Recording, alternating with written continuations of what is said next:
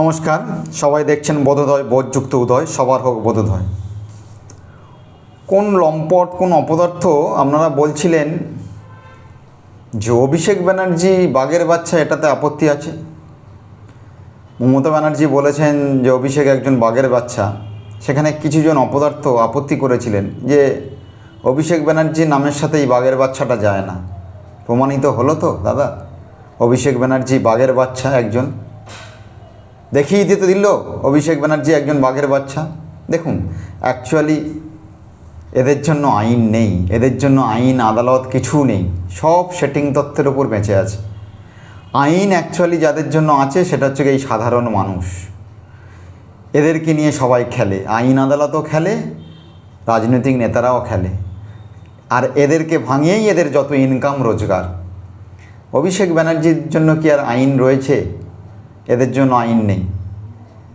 তা সুতরাং আইন যাদের জন্য রয়েছে সেই সাধারণ মানুষ, এদের জন্য যত রকম আইন।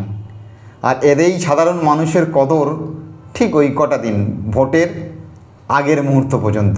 দাড়ি কেটে দিচ্ছে কেউ, রুটি বানিয়ে দিচ্ছে কেউ, কেউ রান্নাঘরে গিয়ে উনানে জ্বালান দিচ্ছে।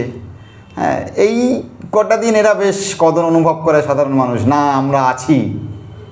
তারপরে আর এদের পাশে কেউ থাকে না, সব সেটিংয়ে মাঝখানে গুলিয়ে যায়, আর এদেরকে শুধু নিয়েই সবাই খেলে।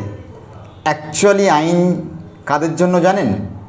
দেখুন এই ভিডিওটা, দেখুন, একটুখানি দেখুন, ধৈর্য ধরে ভিডিওটা। অ্যাকচুয়ালি এদের জন্যই আইন।